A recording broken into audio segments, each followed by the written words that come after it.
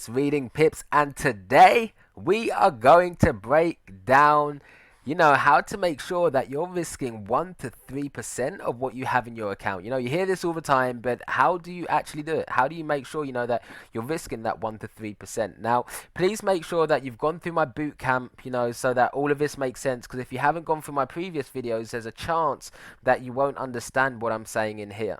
So please do understand the relationship between, okay, how to know how much obviously value this is in terms of pips. So this move right here, we're still using the same example, is a 10 pip movement. And then obviously the lot size is, okay, well, how much are you risking per pip? And that's obviously the significance for it. And obviously, as with any trade setup, there's three main things you need to take in consideration. At what point do I want to enter my entry price? At what point do I want to take my profits, my take profit? And at what point do I want to stop my losses if it goes wrong? And this is the most important thing when it comes to making sure that you're risking 1 to 3% of your account. And by the end of this video, this will break it down clearly and show you, that those people who are like, oh, I lost lots of money in trading. Oh, you lose everything.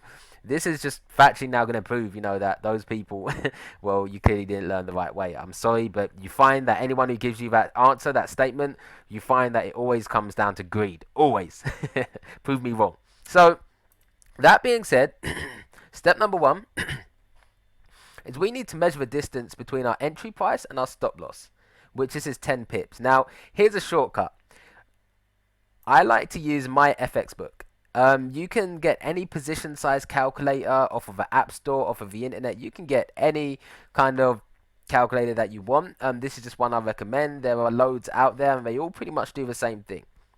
And the only thing we needed to do was measure the distance between my stop loss and my entry. That's all we needed to do. Once you have that in mind, which this one was 10 pips from here to here, then this is where we can enter all the details and let the calculator do the hard work for us. So say, for example, account currency, I don't know whether you're from, I'm from the UK, so obviously we'd have GBP. I'm just going to use that. Account size is say $1,000 or £1,000. Your risk ratio, that's making sure that you're risking 1 to 3% of your account. So if you're good at maths, and you probably figured out that 3% of 1,000 is £30. But this makes sure that it does it for you automatically. You don't need to be good at maths. You just need to say, how much do I want to risk? Which we're going to go with a higher spectrum, 3%. Your stop loss in pips, we'll change this to 10. And the currency pair that you're trading, which we'll leave it as Euro USD. Because if you've watched my previous video, you'll understand that it does change slightly with exotics. Obviously, the value per pip halves, whatever value it is, according to this table. And obviously with stuff like gold, it actually doubles. So go back to my previous video if you haven't watched that one, and that kind of explains it without too much detail and overcomplicating the process. But like I said, this does it all automatically for you. So again, you don't even need to know all of that. I just like to teach you everything that you need to know. Now, when you press calculate, what you find is that this tells you the right lot size to use. This tells you that in your trading platform, that if you put in a 0.3, then you'll make sure that you're risking that £30, that 3% of your account, which you said you wanted to risk. Or obviously, if it shows it in volume, then this is how much units you'll need to use. Again, it just depends whether your broker or trading platform obviously gives you the option to display it in units or to display it in volume. So what you find generally is that, if you're risking, say, so obviously this lot size 0.36 only means you're risking pretty much, we're just going to round it to say you're risking £3 per pip. So that you find that when you have a 10 pip move, so 3, 6, 9, 12, 15, 18, obviously you get the point, all up to 30, obviously you're risking £30, which ties in with, that 1 to 3%. Now, say for example, if a stop loss is bigger, say if, I don't know, you had a 20 pip stop loss. Now what you find is that the bigger, write this one down, the bigger the distance between the stop loss and your entry, the lower the lot size you need to use, which this calculator will show it. You notice, if I've got a 20 pip stop, I now can't risk £3 per pip.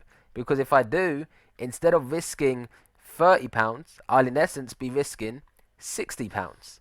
So what you find is that when I press calculate this time, the lot size halves. It tells you to use a lot size half the amount. Why? Because you're traveling twice the amount of distance. But notice, I guess this is for those that want the long answer, but for those who like the short answer, just put the numbers in here and it gives you your answer. For those who want to actually understand why, well, like I said, this is exactly why. Because you're traveling twice the amount of distance, so you need to use half the amount of the lot size which you would traditionally use. So guys, make sure that before you focus on how much money that you can earn, make sure instead ask yourself a question: how much money am I willing to lose? Because you find that if you start risking more than this 3% and you think that you're doing yourself justice, I'm telling you, you'll blow your account. Your psychology will be off. When you get excited because you win too much money, you start doing stupid things. Traders are at their weakness when they're doing their best. And you find that, if you're using a lot size which is too big and you lose that trade, you now find that you get somewhat angry. You now find that greed starts kicking in. You now find that you're too scared to take the next trade because it's like, oh, what if I lose all my money again? And it messes with your psychology. So guys, please, on your demo account, get your psychology right. Treat your demo account in the exact same way that you would your live account and stick to the process. Risk 3% every time. Some people will try to discourage you and tell you, oh, it don't work like that, it's not that easy, and blah, blah, blah, blah, blah, and I will show you compound interest in one of my upcoming series. They will try to tell you, that trading £1,000 account is different to a £20,000 account. And my answer to that is no, it is not. As long as you build your foundation on stone. As long as you make sure that you're getting used to the process of risking 1 to 3%. Because whether you do that with a £10,000 account or a £100,000 account, as long as you get attached to the process, then you find that you're just doing the same thing over and over and over and over again. So guys, I hope to see you in the upcoming week. I hope you have an amazing week. And I hope this helps you in terms of your psychology, your risk management. Let's go get it.